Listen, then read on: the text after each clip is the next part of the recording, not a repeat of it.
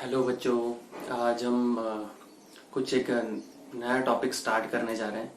Hopefully जो previous classes थे उसके अंदर मैं स्कूल के लेवल का जो था वो कंटेंट आपको पढ़ा रहा था, लेकिन अब मैंने डिसाइड करा है कि मैं आपको ये कंपटीशन पर्सपेक्टिव से भी उसे तैयार करूं।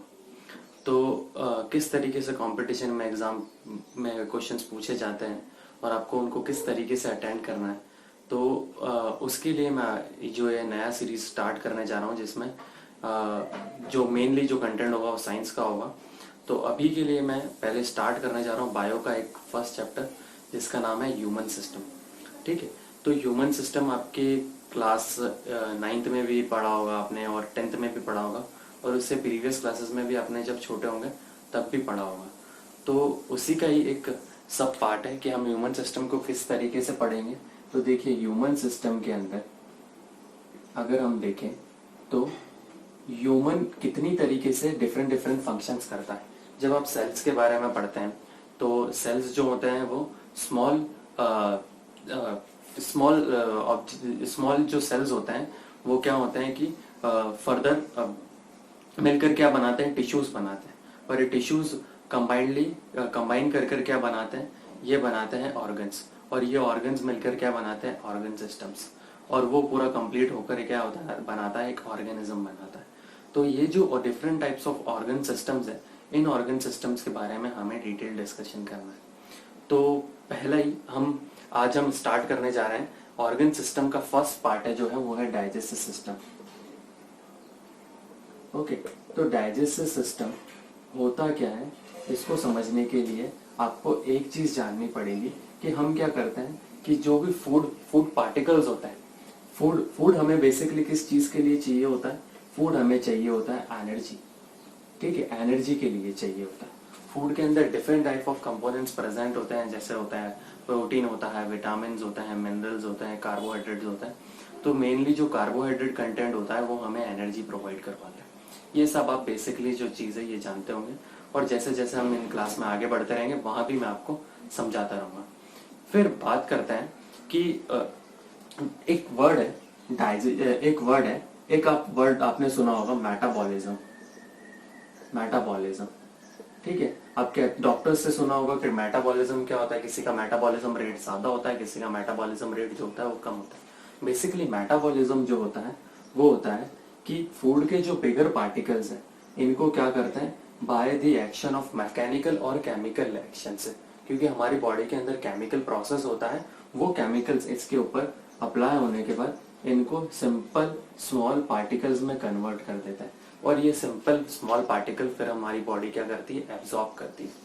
तो ये सिंपल स्मॉल पार्टिकल हमें क्या प्रोवाइड करवाते हैं, हमें एनर्जी प्रोवाइड करवाते हैं। इस प्रोसेस को मेटाबॉलिज्म कहते हैं। आपने एनाबॉलिज्म भी पढ़ा होगा, वो जस्ट इसका उल्टा होता है। स्मॉल पार्टिकल्स मिलकर क्या बनाते हैं, एक बिगर मॉलिक्यूल बनाते हैं, उसे हम कहते हैं एनाबॉलिज्म। तो यहाँ तक आपको रफली जो है ये वर्ड आने चाहिए कि हम किस चीज के बारे में डिस्कस कर रहे हैं। फिर डाइजेशन का एक प्रोसेस होता है, और डाइजेशन का एक प्रोसेस होता है मेनली, अगर मैंने एक वर्ड यूज करा है यहाँ पर डाइजेशन, तो डाइजेशन भी बेसिकली यही होता है कि जो ये बिगर पार्टिकल्स होते हैं, ठीक है, फूड के बिगर पार्टिकल्स होते हैं, उनके ऊपर फिजिकली और केमिकल एक्शन, ठीक है, अप्लाई होने के बाद वो क्या होते हैं, स्मॉल पार्टिकल्स में कन्वर्ट होते हैं, और these particles provide us to energy. तो इतना आपको थोड़ा सा बेसिक सा पता होना चाहिए। फिर हम बात करते हैं कि डाइजेशन की बेसिकली प्रोसेस क्या होती है। तो आपको ये प्रोसेस याद रखनी है। पहले तो हम फूड को क्या करते हैं, इंसर्ट करते हैं, तो इंसर्शन, ठीक है, फूड को इंसर्ट करते हैं, इंसर्ट यानी खाते हैं इनसाइड। फिर फूड क्या होता है, जब बॉडी के अंदर जाता है तो किस में कन्वर्ट होता है, वो डाइजेस्ट होता है हमारी बॉडी में। फिर प्रोसेस होती है डाइजेशन की। फिर डाइजेशन के बाद हमारी बॉडी उसको क्या करती है, एब्जॉर्ब करती है, एब्जॉर्प्शन। फिर एब्जॉर्प्शन के बाद क्या होता है, एसिमिलेशन। एसिमिलेशन का मतलब होता है प्रोटीन, जो मिनरल्स विटामिन है उनका एब्जॉर्प्शन, एडिशनल एब्जॉर्प्शन। देखिए, पहले क्या करा, फूड को इनटेक किया, फिर उसको डाइजेस्ट करा यानी तोड़ा, तोड़ने के बाद क्या किया, मॉलिक्यूल्स को हमने क्या करा, एब्जॉर्ब करा, एब्जॉर्ब करने के बाद फिर क्या करा हमने, एसिमिलेट किया। एसिमिलेट का मतलब होता है कि विटामिन और मिनरल का भी एब्जॉर्प्शन इसके अंदर होता है। और फिर उसके बाद हम क्या करते हैं, इजेक्ट करते हैं, एक्सक्रीशन।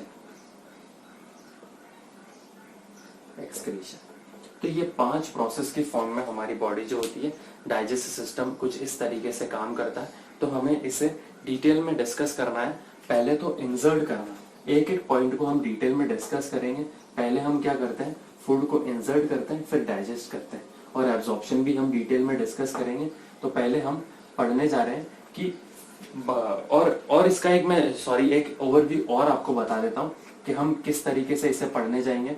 देखिए, फूड जो हम पढ़ेंगे ऑर्गन्स के बारे में, तो यहाँ 2 बाइफर्केट कर लीजिएगा। एक तो हम पढ़ेंगे कि फूड किस में जाएगा, माउथ किस तरीके से काम करता है हमारी डाइजेशन के अंदर, वो पढ़ेंगे। फिर माउथ के बारे में बाद हम पढ़ेंगे, माउथ के बाद फूड किस में जाता है, फेरिंग्स में जाता है।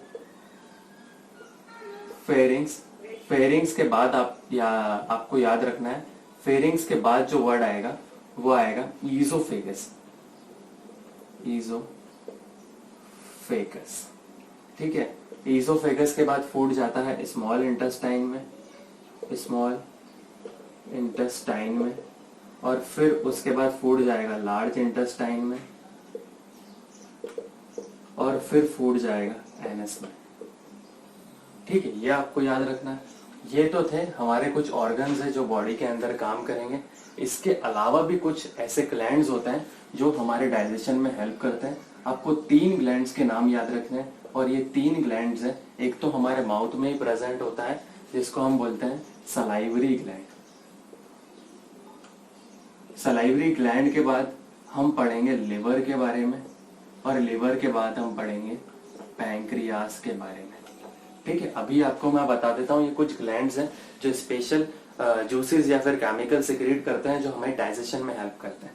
फिर बात करते हैं लिवर के बारे में। आप एक याद रख लेना कि it is the largest gland of our body.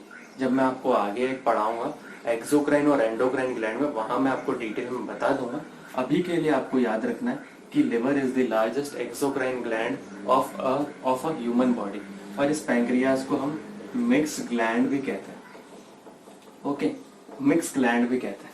Understood? यहाँ तक आपको रफली याद पता होना चाहिए कि हम ओवरव्यू में किस तरीके से पढ़ेंगे आगे। पहले ऑर्गन्स के बारे में डिटेल डिस्कस करेंगे, और फिर एक एक ऑर्गन्स को कंप्लीट करते करते धीरे धीरे आगे बढ़ेंगे। एक वर्ड और आपको याद रखना है, एक होती है alimentary canal. Alimentary canal important word है, ये एग्जाम में पूछा जा सकता है। देखिए, ये एलिमेंट्री कैनाल होती क्या है, ये हाईली डेवलप्ड ऑर्गेनिजम्स जो होते हैं उनके अंदर ही ये प्रेजेंट होती है। जो स्मॉल छोटे ऑर्गेनिजम्स होते हैं उनके अंदर आपको नहीं मिलेगी। हायर ऑर्गेनिज्म जैसे कि ह्यूमन बीइंग हो गया, उनके अंदर ही एलिमेंट्री कैनाल प्रेजेंट होती है। और ये एक स्पेशल टाइप ऑफ पाइप होती है जो कहाँ से स्टार्ट होती है, माउथ से स्टार्ट होती है और एनस पे खत्म होती है। ठीक है, जिसके अंदर क्या ट्रैवल करता है, हमारा फूड ट्रैवल करता है। और किस चीज में हेल्प करती है, ये डाइजेशन में हेल्प करती है by providing the special chemicals and this juices. By secretion of this juices the digestion will be takes place. और क्या करती है, ये फूड को एक ऑर्गन से दूसरे ऑर्गन तक पहुंचाने में मदद करती है। उसके अंदर भी आपको मैं आगे एक चीज और पढ़ाऊंगा, तो अभी थोड़ा सा याद रख लेना। एक वर्ड हम पढ़ेंगे स्पिंक्टर्स। ठीक है, ये स्पिंक्टर्स होते हैं जो कॉमन जंक्शंस होते हैं, कहां पर 2 ऑर्गन के बीच में प्रेजेंट होते हैं।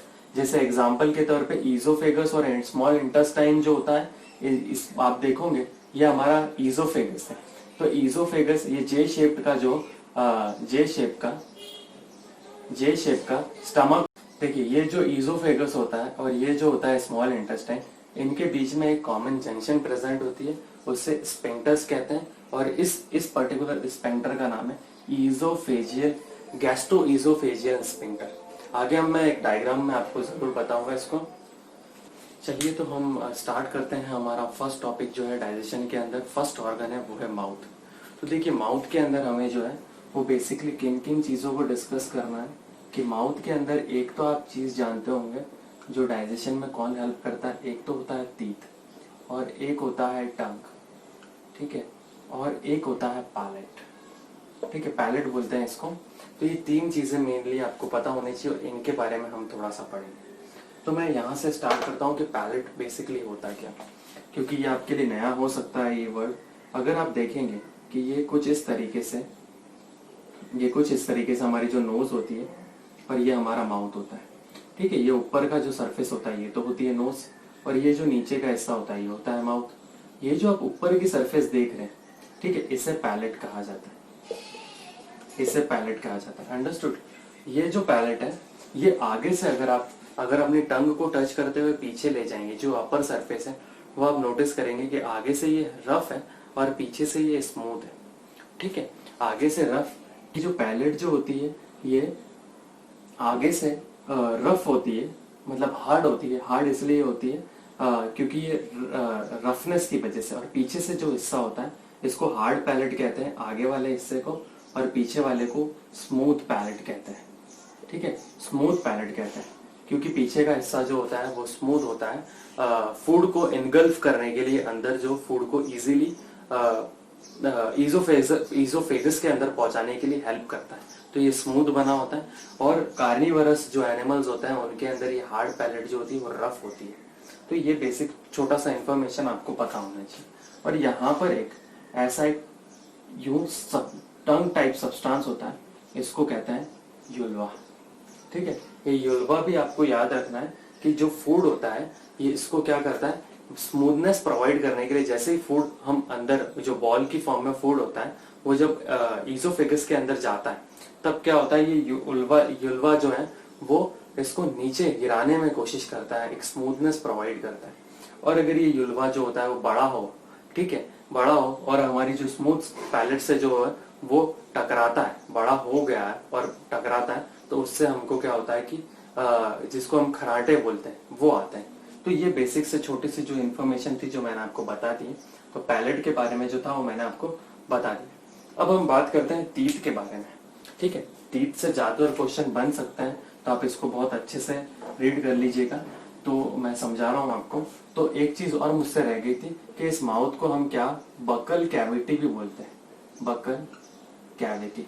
और आपने प्रीवियस क्लासेस में पढ़ा होगा टिश्यूज के अंदर, स्पेशली एपिथेलियल टिश्यू के अंदर, तो एपिथेलियल टिश्यू जो होती है उनमें भी कौन सी स्क्वायमोस एपिथेलियम, स्ट्रैटिफाइड स्क्वायमोस एपिथेलियम जो होती है वो किसकी, बकल कैविटी जो हमारा माउथ होता है वो उसकी बनी हुई होती है। तो ये बेसिक से इंफॉर्मेशन थी, ये आपको थोड़ा सा पता होना चाहिए। फिर हम बात करते हैं तीत के बारे में। ठीक है, तो तीत के बारे में हम डिटेल डिस्कशन करने जा रहे हैं। देखो, ह्यूमन तीत के बारे में हम पहले पढ़ेंगे कि ह्यूमन के तीत किस तरीके से होते हैं और वो किस तरीके से अरेंज होते हैं। अंडरस्टूड।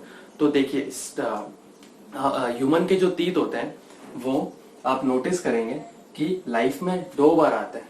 ठीक है, लाइफ में 2 बार आते हैं, तो उसे हम कहते हैं डाइफाइकोडायोट। डाइफाइकोडायोट। एक तो क्या आते हैं ह्यूमन के अंदर, मिल्क टीथ आते हैं, और एक आते हैं परमानेंट टीथ। अंडरस्टूड, ये चीज आप जानते हैं। तो in human life the teeths are coming twice in the life. तो इसको बोलते हैं थाइकोडायोट। ठीक है, डाइफाइकोडायोट, डाई का मतलब क्या होता है, दो बार लाइफ में टीथ आना। एक तो होता है मिल्क टीथ और एक होता है परमानेंट टीथ। तो पहले हम परमानेंट टीथ के बारे में डिस्कस कर लेते हैं कि देखिए, परमानेंट टीथ जो होते हैं, परमानेंट टीथ जो होते हैं ह्यूमन के अंदर, वो 4 टाइप्स के होते हैं। एक आपने पढ़ा होगा इंसीजर, एक आपने पढ़ा होगा कैनाइन, एक आपने पढ़ा होगा प्रीमोलर, और एक पढ़ा होगा मोलर। यहां से क्वेश्चन बन सकता है, ठीक है, एग्जाम में। इंसीजर, कैनाइन और प्रीमोलर्स और मोलर। इसको लर्न करने के लिए एक फॉर्मूला है, आप इस फॉर्मूला को याद रख लीजिएगा, ICPM। ICPM के जो रेशो होता है वो क्या होता है, 2 1 2 3, और नीचे भी जो होता है 2 1 2 3। ठीक है, 2 1 2 3, और इसको मल्टीप्लाई कर दीजिएगा 2 से। यानी जो अपर जो है, ठीक है, अपर जो है, और ये है लोअर जॉ। अपर जॉ में जब आप अगर 2 से मल्टीप्लाई करेंगे, ठीक है, तो ये कितना आ जाएगा, इंसीजर्स कितने हो जाएंगे, 4 हो जाएंगे। ठीक है, कैनाइन कितने हो जाएंगे, 2 हो जाएंगे, और प्री मोलर्स कितने हो जाएंगे, 4 हो जाएंगे, और ये कितने हो जाएंगे, 6 हो जाएंगे। अंडरस्टूड यहाँ तक? तो ये तो था एक का, ठीक है, अपर जॉ का।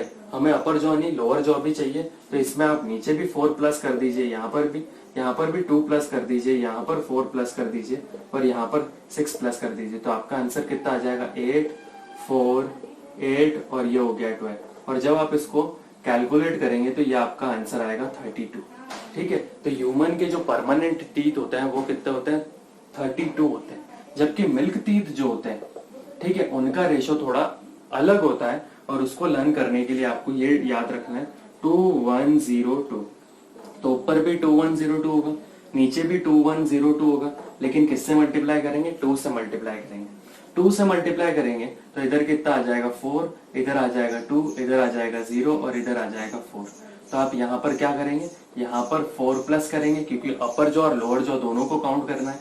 यहाँ पर 0 है तो 0 ही रहेगा, यहाँ पर फिर कितना हो जाएगा, 4 हो जाएगा। ये कितना हो गया, 8, ये हो गया 4, ये हो गया 0, और ये कितना हो गया, 8। जब आप इसको कैलकुलेट करेंगे तो ये कितना हो जाएगा, 20।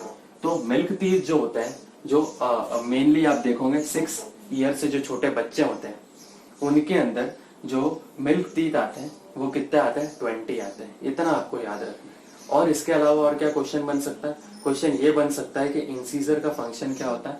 इंसीजर का जो फंक्शन होता है वो होता है कि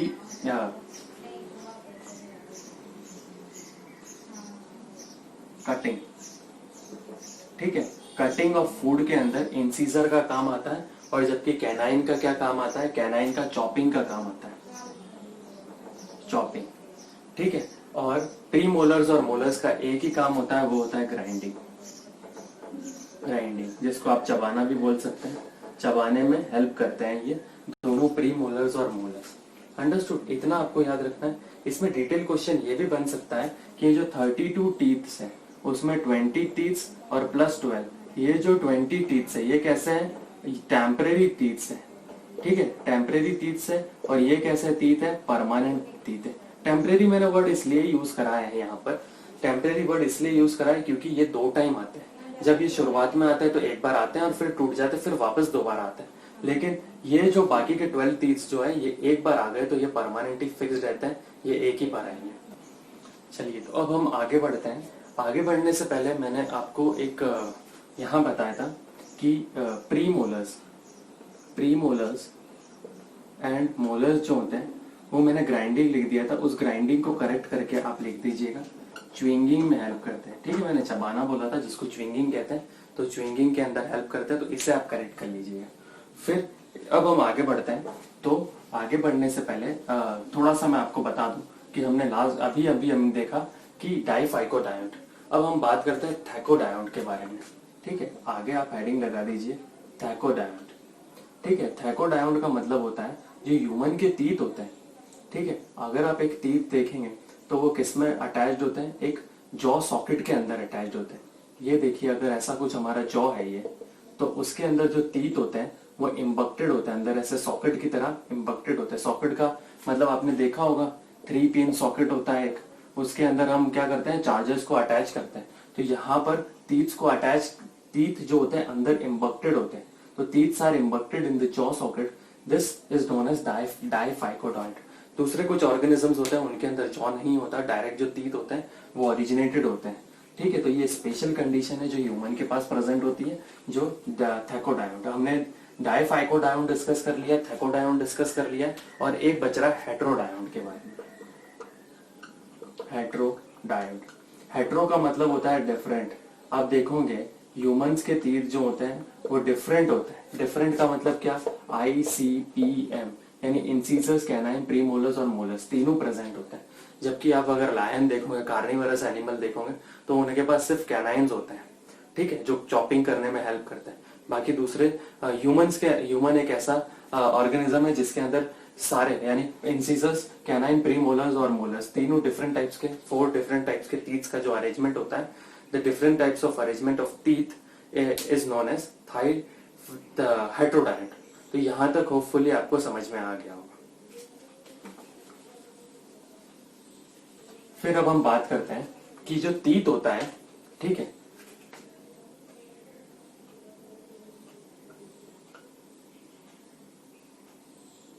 ठीक है, जो ये तीत होता है, ये तीत के ऊपर एक व्हाइट कलर का जो पॉलिश होती है, वो व्हाइट कलर की पॉलिश जो होती है वो उसे एनामल कहते हैं। ठीक है, एनामल कहते हैं, ये आपको याद रखना है। और ये जो एनामल होता है ये किस चीज का बना होता है? ये कैल्शियम कार्बोनेट का बना होता है और कैल्शियम फॉस्फेट का बना होता है। ये आपको याद रखना है, एनामल जो होता है कैल्शियम कार्बोनेट और कैल्शियम फॉस्फेट का बना होता है। और अगर इसे हम अच्छे से साफ नहीं करते हैं तो इसकी जो व्हाइटनेस है वो कम हो जाती है और जो दांत हो जाते हैं वो येलोइश हो जाते हैं। और ये येलोइश इसलिए हो जाते हैं क्योंकि हम जब फूड लेते हैं उसकी वजह से क्या होता है, हमारे माउथ का जो होता है एसिडिक जो होता है पीएच बन जाता है, जिसकी वजह से येलोनेस आ जाती है। तो आप देखोगे कि जो हम पेस्ट यूज करते हैं उसके अंदर एसिड का उल्टा क्या होता है, बेस और सॉल्ट मिलाया जाता है ताकि इसको कम किया जा सके। और आपको इस चीज का भी थोड़ा ध्यान रखना है कि आप ज्यादा ना घिसो।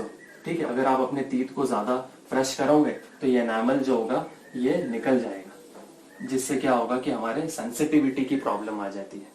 सुना होगा सेंसिटिविटी, क्योंकि हमारे जो तीत होते हैं वो डायरेक्टली जो होते हैं नर्वस सिस्टम से अटैच्ड हो जाते हैं। अगर आप ठंडी चीज खाओगे तो आपको दांतों में महसूस होगा, जो आपके ब्रेन तक सिग्नल्स जाएंगे। फिर अब हम बात करते हैं टंग के बारे में। जो टंग होती है,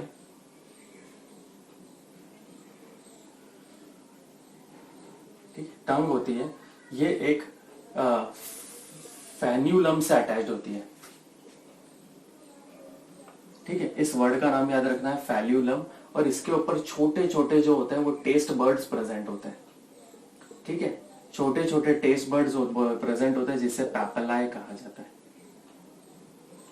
ठीक है, पैपेलाइज कहा जाता है। ये आपको थोड़ा सा याद रखना है टंग के बारे में, जो क्या टेस्ट प्रोवाइड करवाते हैं।